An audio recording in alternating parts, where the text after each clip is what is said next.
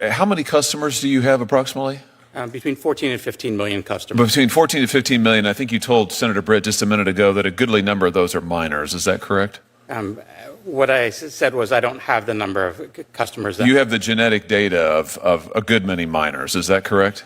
We have genetic data for a particular number of minors, and I will be happy to provide. People under the age of 18. Is that correct? That is how I'm defining a minor. So they give your customers, I just want to make sure I understand your business model. Your customers give you their genetic information for you to run various tests on. Is that right? Yes, that is correct. And I mean, that's pretty sensitive stuff, isn't it? Somebody's genetic information. Is there anything more personal than that? I would agree with you, Senator, that genetic data is sensitive information. And so now you're just going to sell all of it? 15 million people, bunches of kids, maybe millions.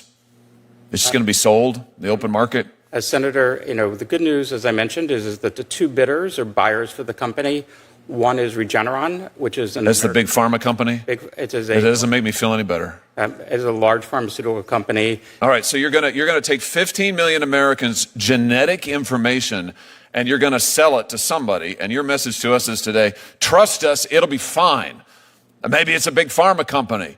Maybe we'll get lucky. Maybe they'll treat it right. I thought your privacy code, your privacy commitment said that consumers had a right not to have their information shared with anybody else without their consent. I mean, I've got your privacy statement right here. It says that without their consent, you can't share their information. You're about to sell it.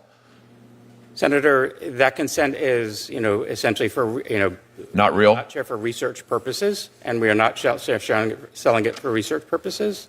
So when you tell the consumer, give us your personal information and we'll take money from you, and we won't give it to anybody without your consent, it's not real. It just means, maybe kind of depends on the day. Senator, I will say that our customers' data is their own. They have the right at all times to access that information. They can edit it. Well, sure they can, but you're about to sell it to who knows who. They can't control it. You said to Senator Moody that consumers have complete control of their data. Complete. How can they have complete control if you're about to sell it without their consent? Senator, they can delete that data anytime up until the sale and after. Oh, okay. They can delete the data. Have you fixed the ability of customers to go on your website and delete it? Because right after you announced your sale, your deletion page went down. I hold in my hand here an article from the Wall Street Journal. 23andMe's site goes down as customers struggle to delete their data. Can they even get onto your site to delete their data? They can, Senator. And you fixed this? That was an issue that, yes, we fixed immediately after. It's up and running now? Customers can go on? Customers can go on and they can delete their data. What happens when they go onto your site to delete their data? When a customer logs into their account at 23andMe, they go to their settings page, and there's a section there where just click delete my data. It confirms that they want to delete their data, and it's deleted automatically. Is that true? Let's take a look. Okay. When they go onto your page, they get an opportunity. It says permanently delete the data. So they click the button that says permanently delete the data, and then they get a notification that says your account is no longer accessible. How do they know if they can't access their account anymore? How do they know their data's been deleted? Because we send them a notification that their information has been deleted. You send it once, and how long does that take? Our policies state that, we will delete their data within 30 days, and in most cases, it is automatic and happens much quickly. And when you delete it, it's deleted. It's gone forever. All the genetic data is deleted forever, and yes. Really? Because that's not what your privacy statement says in the fine print. Let's read it. What your statement says is, we retain personal information for as long as necessary to provide the services and fill the transactions you have requested, to comply with our legal obligations, resolve disputes, enforce agreements, et cetera, et cetera.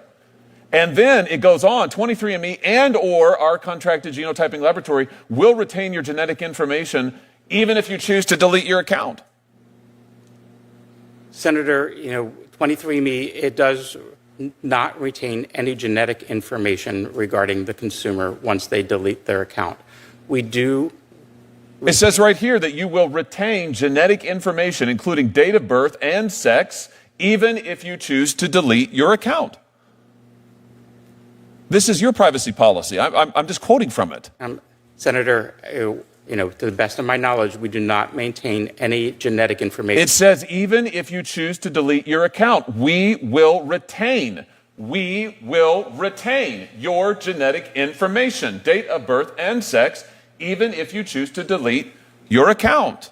There is some information that we do retain, but not related to the genetic information. Right. But that, such as name, email address, Oh. and other. So even if you delete the account, you retain their name, you retain their email address, you retain their date of birth, you retain their sex, and you retain their genetic information, even if they choose to delete your account. So in other words, don't talk to your suit behind you, talk to me. He's not testifying, you are. You do not allow consumers actually to delete permanently their data. And when you said a minute ago to Senator Moody, at all times consumers have complete control of their data, that's just not true, is it? By the terms of your own agreement, that just is not true. Senator, with all due respect, all of the genetic data is deleted. We are only With all due respect, what you are telling me is in direct contravention to what your own policy states, even if you choose to delete your account. In fact, what you do is you allow your consumers to delete their account settings, but their data isn't deleted. You still have it. The laboratory still has it. You have their name. You have their date of birth. You have their sex. And now you're going to sell it. Here's my point. It's a pattern.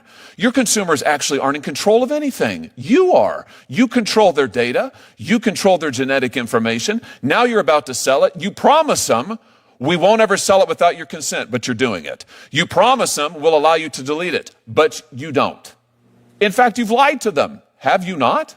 Senator, we have not. I assure you that we are deleting all of our customers who have requested. No, you're not. You're not, because your policies say they're not. And you're not deleting it because if you were, your company wouldn't be worth $300 million.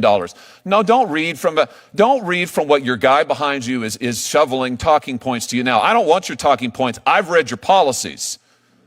I've seen what they are. And I tell you what, it's amazing to me you're not getting your socks sewed off by your customers. I hope they will. I hope they will rush to the courthouse, even as we are here today, to sue you into oblivion for lying to them and taking their most personal, identifiable information and selling it for a profit and lying to them and to the American public.